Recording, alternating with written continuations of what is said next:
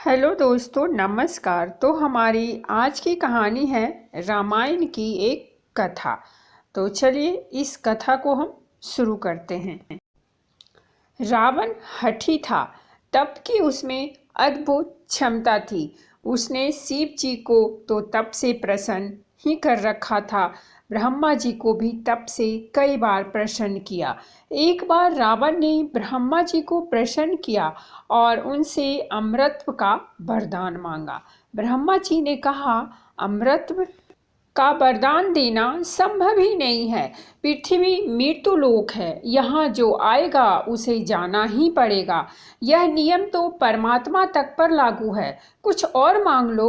रावण ने कहा, यह तो बताना संभव है कि मेरी मृत्यु किसके हाथों होगी, यही बताइए। ब्रह्मा जी दुविधा में पड़ गए, कैसे बताया जाए मृत्यु का कारण। वह समझाते रहे, लेकिन रावण माना ही नहीं, कुछ और वरदान लेने को तैयार ही न था।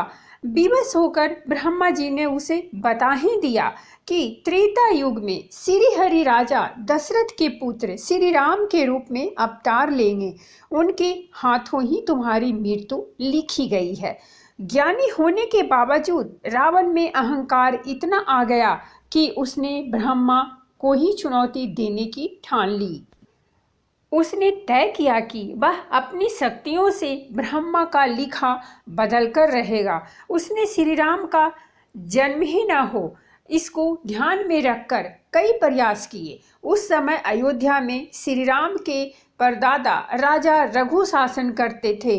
रावण महाराज रघु के पास पहुंचा और उनको युद्ध के लिए ललकारा। रघु पुल्ल सत्यवंशी होने के कारण उसका सम्मान करते रहे। उसने बहुत विनम्रता दिखाई और उसे प्रेम और सम्मान देकर युद्ध टालने की भरसक कोशिश की। रावण ने समझ लिया कि शायद रघु उससे भयभीत हैं। उसने उनके राजा होने और क्षत्रिय होने को चुनौती दी। राजपाट त्याग कर वन में जाकर रहने की बात करने लगा। अयोध्या वासियों का अपमान करने लगा कि उनका दुर्भाग्य है कि वह ऐसे कायर राजा से शासित है। वह अपमान करने में सारी सीमाएं लांघ गया। तो रघु युद्ध के लिए तैयार हो गए। उन्होंने युद्ध के लिए आतुर रावण को दंड देने के लिए विवश होकर रावण पर प्रयोग करने के लिए अमोघ शक्ति प्रयोग करने की ठानी। रघु ने अमोघ बाण का धनुष पर संधान किया ही था कि तभी वही ब्रह्मा जी प्रकट हो गए। उन्होंने रघु से कहा कि वह रावण के वध का विचार तत्काल त्याग दें, क्योंकि विधि ने इसके अंत का विधान कुछ और ही तय कर रखा है। ब्रह्मा जी बोले, यह बाण निष्फल नहीं होता, पर इसकी मौत आपके हाथ से नहीं लिखी है। रघु मान गए, पर समस्या यह थी कि जो बाण रावण के अंत के संकल्प से साधा गया था, वह वापस तरकस नहीं जा सकता। छूटेगा तो रावण का अंत ही हो जाएगा।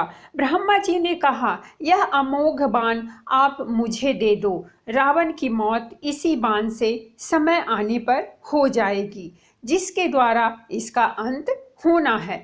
उसके पास यह बाण मैं पहुंचा दूंगा। ब्रह्मा जी ने रघु से वह बाण लिया और ले जाकर अगस्त मुनि को दे दिया। वनवास काल में जब श्री राम अगस्त मुनि के पास आए तो उन्होंने श्री राम को वह बाण दिया, जिससे रावण का वध हुआ। रघु के आगे विवश होने के बाद भी रावण नहीं माना। रघु के बाद अज राजा बने। रावण महाराज अज के पास भी पहुंचा और उन्हें युद्ध के लिए ललकारा। उस समय महाराज अज संध्या पूजन पर बैठे थे। अज बोले, मेरे परम पराक्रमी पिताजी ने आपसे युद्ध नहीं किया। हम पुलसत्य वंशियों का सम्मान करते हैं। मैं अपने पिता से विमुख कैसे हो सकता हूँ? मैं अभी संध्या कर रहा हूँ। आप युद्ध का विचार टाल दें। आज समझाते रहे, लेकिन हठी रावण किसी की सुनता कहाँ था। उस पर तो ब्रह्मा जी का लिखा विधान बदलने की धुन सवार थी। सो वह युद्ध के लिए अड़ा रहा। उसने कहा कि संध्या बंदन के बाद युद्ध करो। मैं प्रतीक्षा करूंगा। बेबस होकर अज मान गए।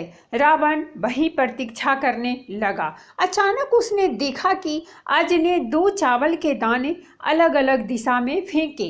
रावण बड़ा कर्मकांडी था।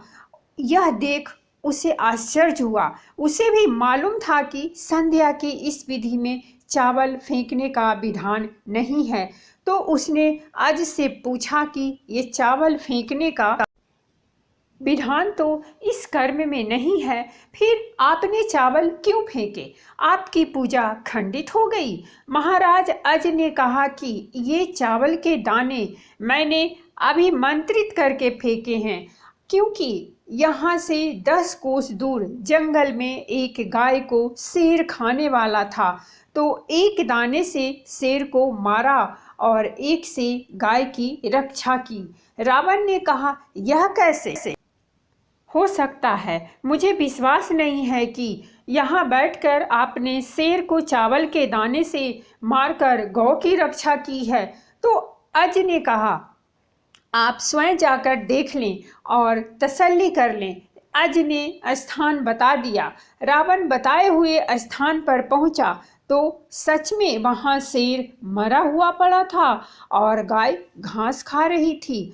रावण ने अज की यह चमत्कारी शक्ति देखी तो वह बुरी तरह डर गया और पुनः कभी अज के पास ही नहीं गया।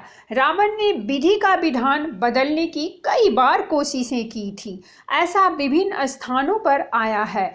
ये छेपक कथाएं हैं जो लोकप्रिय होती हैं। बेशक ये कथाएं मुख्य ग्रंथों में नहीं होती हैं, इसीलिए इन्हें प्रामाणिक नहीं कहा जा सकता, पर इनकी रचना मुख्य कथाओं के समानांतर होती हैं, जिनका उद्देश्य कथाओं को स्थापित करने में होता है। जय श्री राम। तो दोस्तों, ये थी हमारी आज की कहानी। अगर कहानी अच्छी लगी हो तो प्लीज़ हमारे चैनल को सब्सक्राइब कीजिए, वीडियो को लाइक और शेयर जरूर कीजिए। कहानी सुनने के लिए बहुत बहुत धन्यवाद। मिलते हैं हम एक नई कहानी के साथ।